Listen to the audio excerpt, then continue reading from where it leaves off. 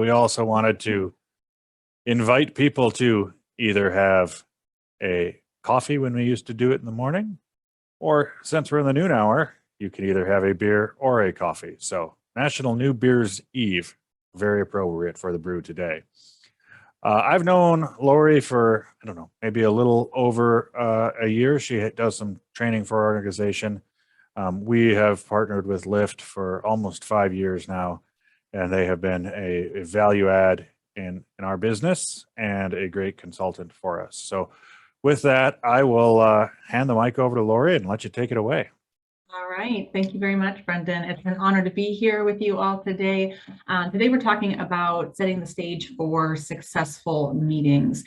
Meetings are necessary. Sometimes they're the necessary evil, and often they can be frustrating. Sometimes they can be time wasters. Sometimes they can even produce anxiety, but they are a necessity for us to conduct our business, to build relationships with our clients and our prospects. And what I want to talk about today is how we can set the stage to have a more successful, more impactful, more predictable meeting outcome. And so the only way that we can do that, or the only way that a meeting can kind of go as planned or as we hope it will, and be effective, is by encompassing some strategies and by ensuring that we're doing some what we call pre-call planning or pre-meeting planning in anticipation of that time together. So I want you to kind of envision, that you're reviewing your calendar and you have a meeting with a prospect or an existing client that's coming up, and that's showcased on your calendar. And I want you to think about, what are some of the things that you typically ponder, the challenges that you face, the concerns that you might have when you see these upcoming meetings on your calendar. If you're anything like some of the clients that we work with, oftentimes we hear that time is crucial, and I'm worried about if I'm going to make effective use of that meeting and that time together. They're worried about whether or not that prospect or that client is even going to show up. And if they do show up, is it going to feel like a game? Is it going to feel like something that I've got to, manipulate? Is it going to be something that I'm going to experience, and then the other individual is going to be an active participant? Or is it this game of kind of cat and mouse?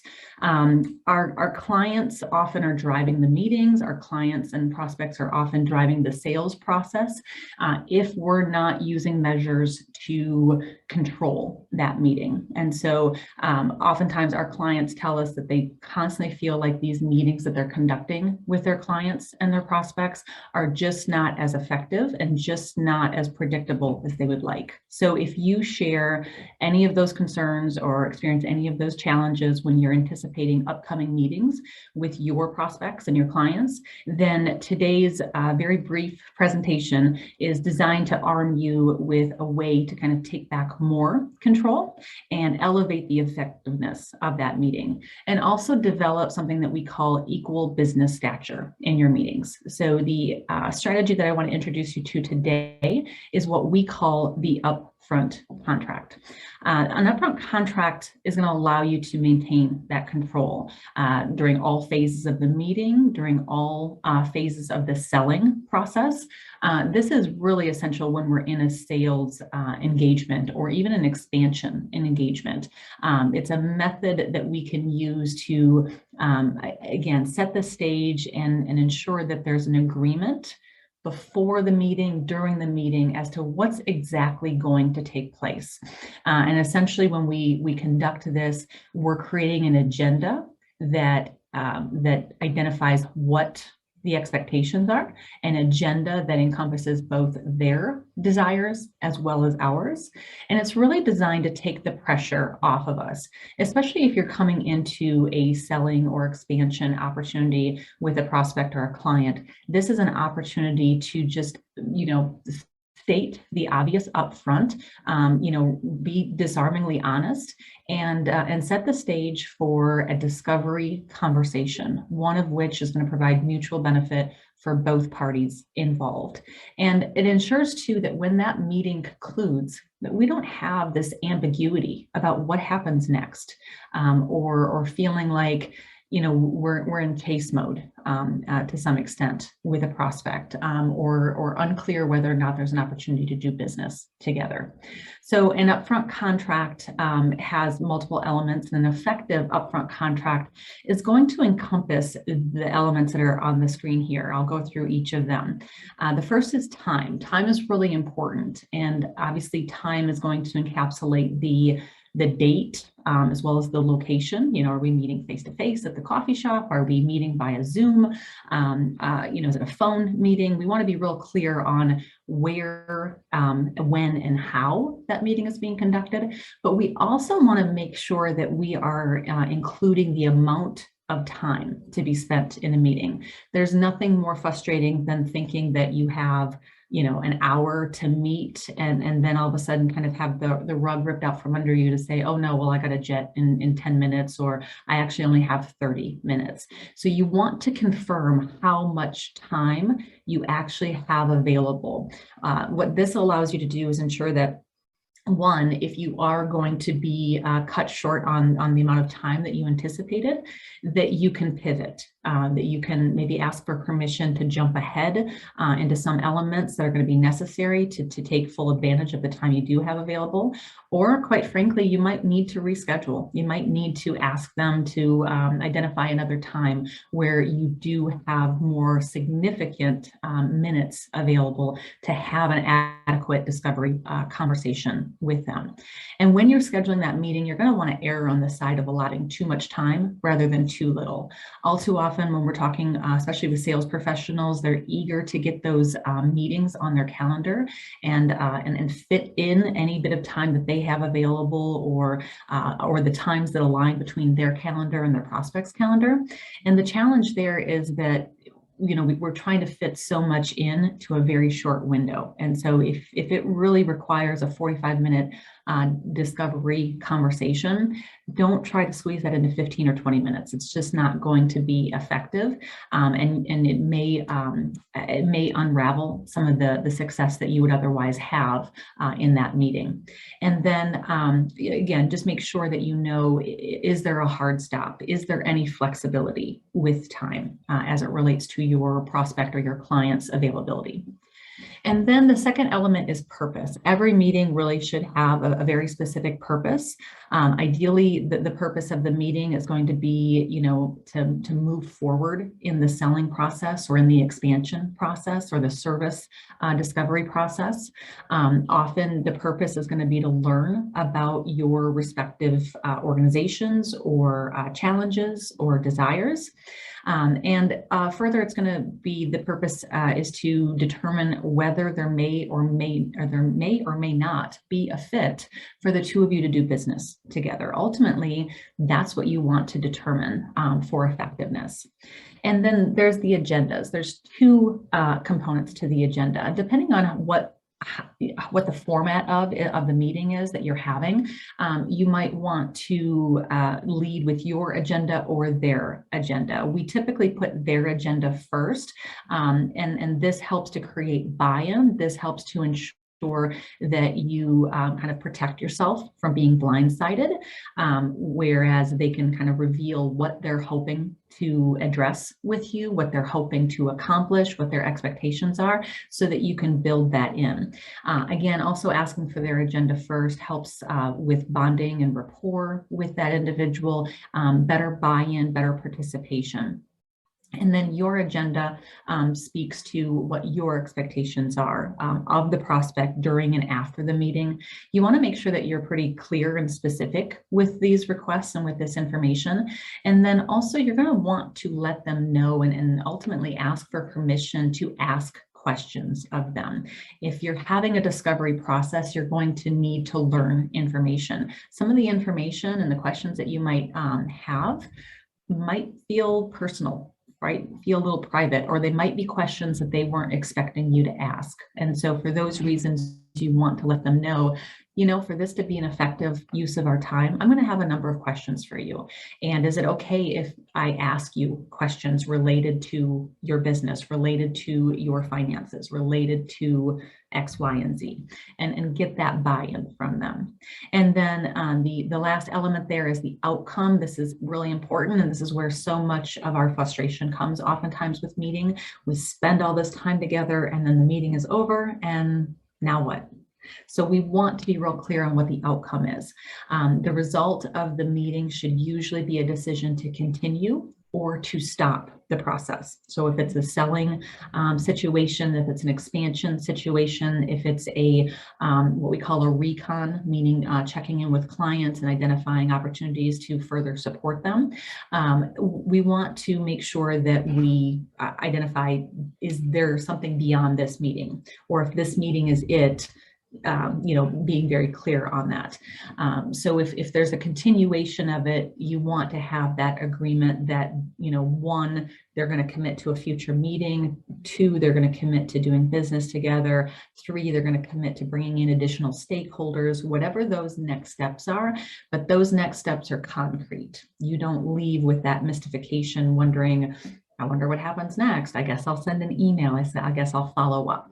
The upfront contract is designed to support both of you. It's not you trying to have all of the control, but it is, again, creating that equal business stature. It's saying that your time is no more precious than my time, and I'm not the low individual on the totem pole. I don't have to kowtow to your, you know, your availability or your rigid structure. This is a situation where both of us, we're adults, we're professionals, we're coming to the table, and we, you know, we're agreeing that we're going to be somewhat candid with one another, and that we are going through a discovery process, and that there is an objective and there is a desired outcome as a part of this meeting. This works and is the same even if this isn't an internal meeting within your organization, whether this is you know, a non-sales related meeting. You want to make sure that the meeting is effective. We have so many meetings in our day-to-day, and many times those meetings may not be necessary, or they're conducted in a way that's really inefficient and ineffective. So incorporating these elements and setting the stage at the beginning of the meeting is going to be really helpful in creating that effectiveness. So what might this sound like? I want to give you some context here and introduce you to an acronym that we call ANOT. And this is just some framework to maybe use to kind of develop your own upfront agreement. So again, just kind of a helpful acronym that gives you the framework. ANOT stands for appreciate, naturally, obviously, and typically. So the first component being appreciate, that's, you know, thanking the prospect or the client for carving out time with you and meeting. And this is where you would verify the time and the purpose of the meeting. Naturally, this is going to be the point of the conversation or the statement where you're talking about the information that your prospect or your client likely wants to understand from you, right? They're naturally going to be curious or want to know more about your company, about the company's background, the types of companies or individuals that you work with, the types of products or services that you offer, and what is their agenda? What do they want to make sure is addressed during the time that you have available? Or ultimately, what would make this time together a win for your prospect or your client? And then the obviously piece of this is going to be your agenda and what you want to accomplish and get out of the meeting. And there's going to be some similarities there that you're also going to want to know more about your prospect, about their situation, maybe their organization, their family, other circumstances, and information that you need to be able to understand whether or not you might be a good fit to support them with any challenges that they are facing or desires that they have. You know, you might want to know things about what they've tried, what they've done in the past, what experiences they've had, issues that they may be facing, and then ultimately, again, asking for that permission to ask questions to make sure that this is an effective use of time. And then the last component is typically, this is our outcome. And typically there are two possible outcomes, especially in a sales or expansion meeting consideration. Either one of you is going to decide that there is not a fit, and you're going to tell the prospect or the client that you want them to be very comfortable saying, you know what, I just don't think that this is a fit, or this just doesn't feel like a priority right now. And ultimately, you're going to do the same. If you feel like you might not be able to bring quality service, if you feel like this is a client that maybe you just don't want to work with, or whatever other reasons you might have, you're going to be transparent with that individual as well and tell them, I just don't think that there's a fit here. I don't think it makes sense for us to continue this discovery process. So one or the other is going to say, thanks, but no thanks. And then the other possible outcome would be that you both decide that there is an opportunity to potentially do business together, or that it does make sense to continue the process and the exploration. And then you're going to discuss what are those specific concrete next steps. And so this is the important piece, because you don't want to leave a meeting again going, I wonder where we go from here. I wonder what happens next. So you want to make sure that you're talking about what those potential next steps are, and creating some timeline for that. So it might sound something like this. If I were talking with Brendan, I might say, Brendan, I appreciate the invitation to spend some time with you today to discuss solutions to support you and your family. I have us carved out for an hour. Does that time still work for you? Now I'm going to hit the pause button here. As I go through this, you're going to hear me pause. You're going to hear me ask questions. And that's how I gain buy-in from the individual that I'm meeting with.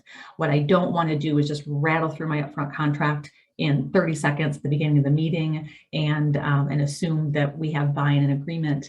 Many individuals are not going to be accustomed to verbal agreements at the beginning of a meeting like this. And so we want to make sure that we're making it conversational. We want to make sure that we are pausing and that we're getting their buy-in, their permission. So again, I'm asking Brendan if he's got an hour available, if that time still works, and hopefully he says he does. And we yes, I do. we have that time, and I say great. Naturally, you're going to want to discuss the questions that you have for me, learn more about the solutions we offer, maybe the types of clients that we work with. But beyond that, Brendan, during our time together, what else would you like to make sure we cover? So Brendan's going to give me maybe a couple bullet points, or he might say, nope, that's good. That's exactly what I was hoping we'd cover. If he does provide me with things that he wants to make sure we're addressing, again, that helps me to make sure I'm not blindsided and I can incorporate that into the conversation. And then I'll tell him, absolutely, we'll make sure we address those. Or I might say something along the lines of, well, I don't know if we'll have time to address all of those in the time that we have, but certainly I'll get you the information that you need. And then I'm going to continue on and say, obviously, I'm going to need to ask you some questions about, your activities, about your family, about your finances, about this, that, or the other thing. Is it okay if I ask you those kinds of questions? And so again, I want to pause there. I don't want to just rush over that. I don't want to say, well, I hope you're okay answering those questions. I want to specifically ask, are you okay addressing those kinds of questions? And then typically by the end of this meeting, we will have shared enough information between the two of us to decide what to do next. And that might mean that this meeting determines that there isn't an opportunity for us to work together, for us to support you, or it might mean that we've identified that there is a strong opportunity for us to work together. So as we go through this conversation, Mr. or Mrs. Prospect, if at any time you feel like our services are not a good fit for you, are you okay telling me no today? And then I'm going to pause there. I want them to have that buy-in. This is the mutual agreement and that contract that I'm asking them to agree upon. If I get a sure or a or something that doesn't seem real strong confirmative, then I might say, hey, I promise you're not going to hurt my feelings. I'll do the same if I feel like this isn't a fit. I'll let you know. I just want to make sure that we're making effective use of our time, and again, appreciate the opportunity to meet today, but understand that we might not be a fit for everybody.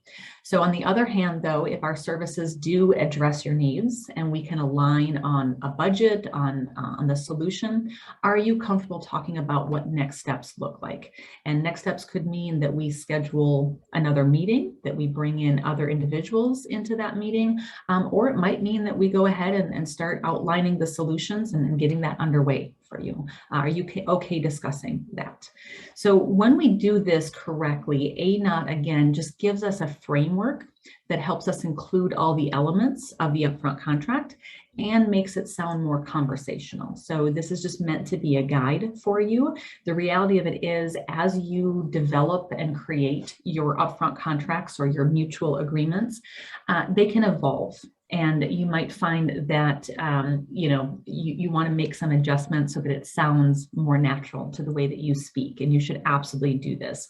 I always talk with our sales professionals that we work with and recommend that they craft it based on the ANOT acronym framework and then massage it from there. And then further, consider that the upfront contract isn't just something that you have to use at the start of a meeting, but it can be used with transitioning those meetings at the end of a meeting.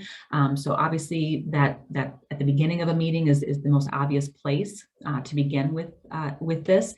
But again, everything that's kind of showcased on this slide here, there's a lot of opportunities to incorporate this, because ultimately what we want to do is, again, remove that ambiguity, create clarity, and not have this, where do we go from here? I wonder what happens next. If you ever feel like you're in that situation, you need to bring in the upfront contract.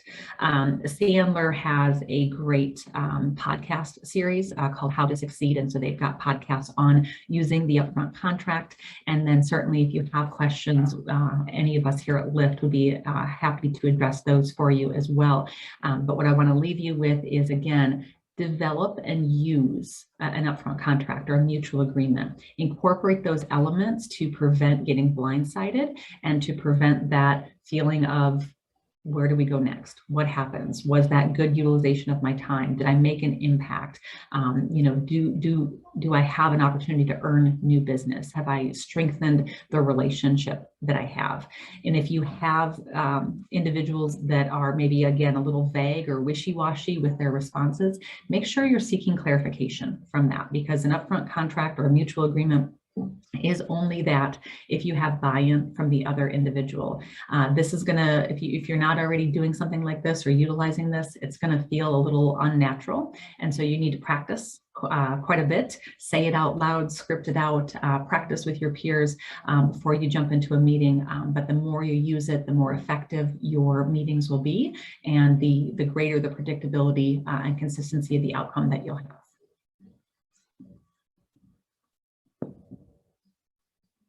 Thank you very, very much, Lori.